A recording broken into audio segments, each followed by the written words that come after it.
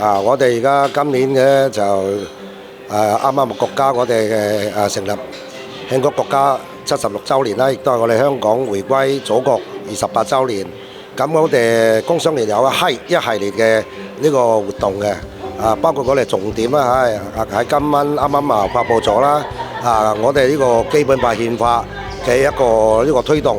行入我哋學校推廣呢個已經喺電台合作已經係3年嘅啦，3年幾嘅心計。咁我哋今年呢就係升級，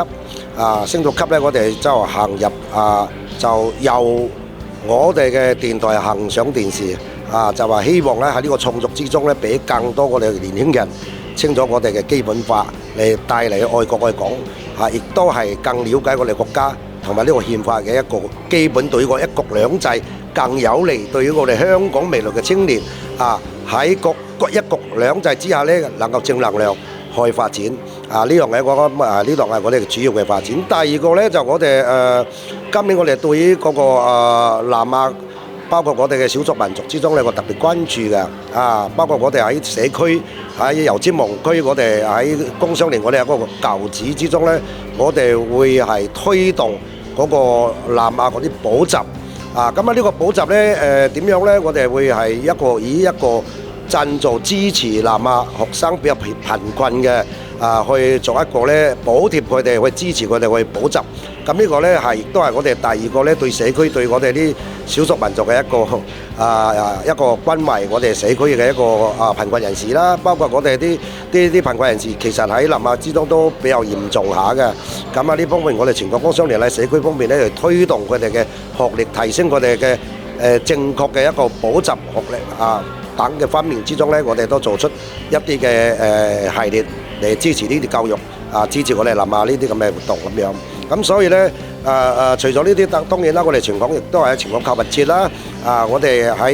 一系列嘅呢啲，我哋都會不斷，總共今年嘅活動一系列有成10個項目係推動緊嘅。咁呢個呢，呢個係亦都係我哋今年啱啱今日發布，亦都係因為呢個係符合我哋兩會精神我哋而家國家大力嘅發展我哋嘅 AI 人工智能。咁喺呢方面呢，我覺得我哋香港要有作為啦。喺作為一個香港之中，我哋如何喺 AI 能夠提質提升，幫助中小企業之中呢，點樣去更好嘅係利用呢個 AI 之中呢，去將生意去拓開，亦都係喺科技嘅領域之中提升企業嘅一個領域去更高質量嘅發展。咁呢個 AI 呢，我哋係引進過嚟。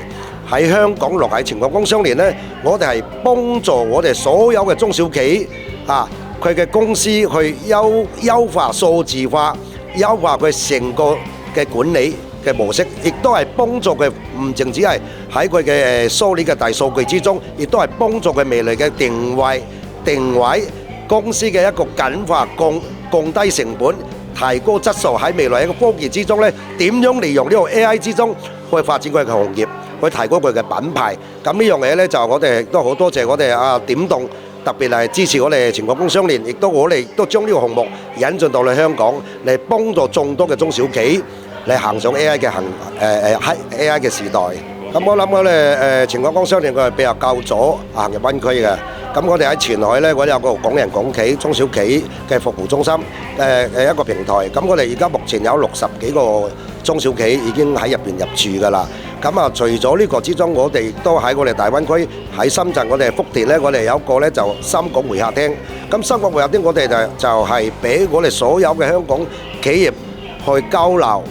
或者去互動，去幫內地嗰啲嘅。咁佢最重要呢，我哋就做啲新質生產力。做咩呢？我哋係8000萬工程。咁呢個8000萬工程，我哋就用緊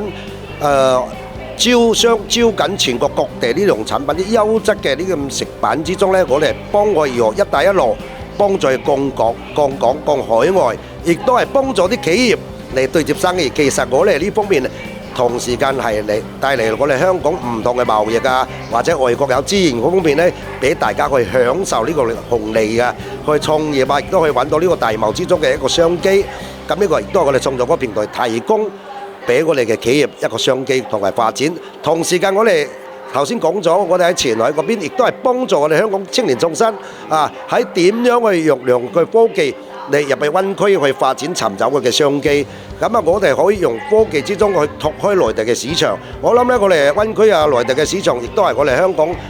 要行入一個最大嘅一個動力啊！因為有個14億嘅人口，咁所以我哋要促進內循環、雙循環外循環、雙循環呢樣嘢，亦都係我哋香港超級聯繫人呢個必須要做到嘅一個身份啦，亦都係符合我哋全國工商聯去建好呢個平台，點樣去促進兩地去交流、去合作、去引進佢哋去更好嘅資源，令到佢哋有更好嘅機會同發展嘅空間。